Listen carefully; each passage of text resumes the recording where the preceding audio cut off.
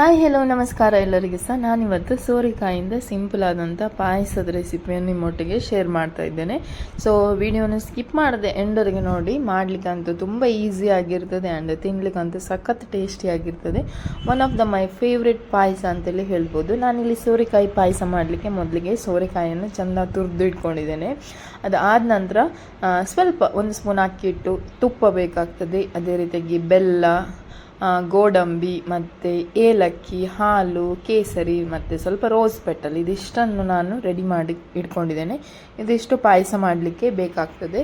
So ಬೆಲ್ಲದಿಂದ ಪಾಯಸ ಮಾಡುವಾಗ ಸಾಮಾನ್ಯವಾಗಿ ಎಲ್ಲರೂ ಸಹ ತೆಂಗಿನಕಾಯಿದು ಹಾಲೇ ಹಾಕ್ತಾರೆ. ಯಾಕೆ ಹೇಳಿದರೆ ಹಾಲು ಒಡಿತದೆ ಅಂತೇಳಿ.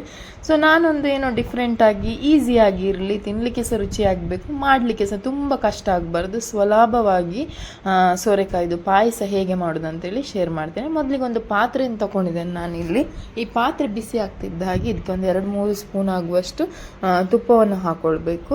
ಸೊ ತುಪ್ಪ ಬಿಸಿ ಆಗ್ತಾ ಇದ್ದ ಹಾಗೆ ಗೋಡಂಬಿಗಳನ್ನೆಲ್ಲ ಹಾಕ್ಕೊಂಡು ಚೆಂದ ಮಾಡಿ ಫ್ರೈ ಆಗಬೇಕು. ಗೋಡಂಬಿ ಫ್ರೈ ಆದಮೇಲೆ ನಾವೇನು ತುರಿದು ರೆಡಿ ಮಾಡಿ ಇಟ್ಕೊಂಡಿದ್ವೋ ಸೋರೆಕಾಯನ್ನೆಲ್ಲ ಕಂಪ್ಲೀಟಾಗಿ ಹಾಕ್ಕೊಂಡು ಅದನ್ನು ಸಹ ಸ್ವಲ್ಪ ತುಪ್ಪದೊಟ್ಟಿಗೆ ಸ್ವಲ್ಪ ಹೊತ್ತು, ಒಂದು 2-3 ನಿಮಿಷ ಅದನ್ನು ಫ್ರೈ ಮಾಡ್ಕೊಳ್ಬೇಕು ಸ್ಲೋ ಫ್ಲೇಮಲ್ಲಿ. ಅದು ಫ್ರೈ ಆಗಬೇಕು, ಚೆಂದ ಫ್ರೈ ಆದರೆ ಮಾತ್ರ ಅದು ಸೂಪರ್ ಟೇಸ್ಟಿಯಾಗಿ ಬರುವಂಥದ್ದು. ಅದಾದ ಮೇಲೆ ಸ್ವಲ್ಪ ಬೇಯುವಾಗ ಉಪ್ಪು ಹಾಕ್ಕೊಳ್ಬೇಕು, ರುಚಿಗೆ ತಕ್ಕಷ್ಟು. ಸ್ವಲ್ಪ 1 ಚಿಟಿಕೆ, ಜಾಸ್ತಿ ಉಪ್ಪು ಹಾಕ್ಕೊಳ್ಳಿಕ್ಕಿಲ್ಲ, 1 ಚಿಟಿಕೆ ಆಗುವಷ್ಟು ಉಪ್ಪನ್ನು ಹಾಕ್ಕೊಳ್ಬೇಕು. ಅದಾದ ನಂತರ ಹಾಲು ಬಿಸಿಗಿಟ್ಟಿದ್ದೇನೆ ಒಂದು ಸೈಡಲ್ಲಿ, ಬೆಲ್ಲವನ್ನು ಹಾಕ್ಕೊಂಡು ನಾವು ಮಿಕ್ಸ್ ಮಾಡ್ಕೊಳ್ವಾ.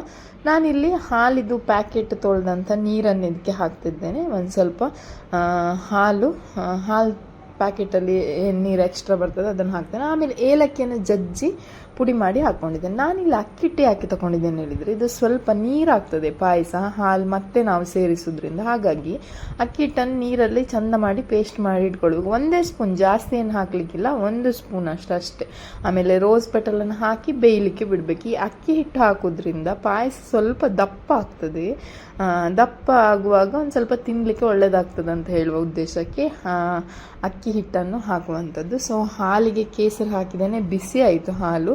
ಸೊ ನೋಡ್ಬೋದು ನೀವು, ಈ ಕನ್ಸಿಸ್ಟೆನ್ಸಲ್ಲಿ ಸ್ವಲ್ಪ ದಪ್ಪಾಗಿ ರೆಡಿಯಾಗಿದೆ.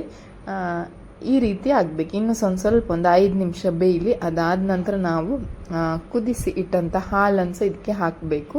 ಹಾಕಿ ಒಂದ್ಸತಿ ಜಸ್ಟ್ ಮಿಕ್ಸ್ ಮಾಡಿದರೆ ಆಯಿತು, ಅಲ್ಲಿಗೆ ಸೂಪರ್ ಆಗಿರುವಂತಹ ಸೋರೆಕಾಯಿದು ಪಾಯಸ ರೆಡಿ ಆಗ್ತದೆ. ಸತ್ಯ ಹೇಳ್ತೇನೆ, ತಿನ್ಲಿಕ್ಕಂತೂ ರುಚಿ, ಮಾಡಲಿಕ್ಕೆ ಕಷ್ಟ ಇಲ್ಲ. ತೆಂಗಿನಕಾಯಿ ಹಿರಿಬೇಕು, ಹಾಲು ತೆಗಿಬೇಕು, ಸುಮಾರು ಕೆಲಸ ಇರ್ತದೆ. ಅಂದರೆ ಶುಗರ್ ಹಾಕಿ ಮಾಡ್ಬೋದು, ಬಟ್ ನಾವು ಯಾವುದೇ ಒಂದು ಆಹಾರ ಪದಾರ್ಥಗಳಿಗೆ ಶುಗರ್ ಹಾಕೋದಿಲ್ಲ. ನಮ್ಮ ಮನೆಯಲ್ಲಿ ಶುಗರನ್ನು ತರುವುದೇ ಇಲ್ಲ. ಅಪರೂಪಕ್ಕೆ ಸ್ವೀಟ್ ಮಾಡೋದಾದರೆ ಆರ್ಗ್ಯಾನಿಕ್ ಬೆಲ್ಲದಿಂದಲೇ ನಾವು ಸಿಹಿಯನ್ನು ಮಾಡುವಂಥದ್ದು ಬಿಟ್ಟರೆ ಸಕ್ಕರೆ ನಮ್ಮ ಮನೆಯಲ್ಲಿ ಇಲ್ಲವೇ ಇಲ್ಲ, ನಾವು ತರುವುದಿಲ್ಲ. ಯಾಕೆ ಹೇಳಿದರೆ ಖಂಡಿತವಾಗಿ ಸಹ ಶುಗರ್ ಹಾರ್ಮ್ಫುಲ್. ಕೆಲವೊಂದು ಬೆಲ್ಲ ಸಹ ನಾವು ತಗೊಳ್ಳುವಾಗ 1000 ಸತಿ ಯೋಚನೆ ಮಾಡಬೇಕಾಗ್ತದೆ. ನೋಡಿದ್ರಲ್ವಾ, ಸಿಂಪಲ್ ಆಗಿರುವಂಥ ಸೋರೆಕಾಯಿ ಪಾಯಸ. ನೀವು ಮನೆಯಲ್ಲಿ ಒಂದ್ಸತಿ ಟ್ರೈ ಮಾಡ್ತೀರಲ್ಲ, ಖಂಡಿತ ಟ್ರೈ ಮಾಡಿ ನನಗೆ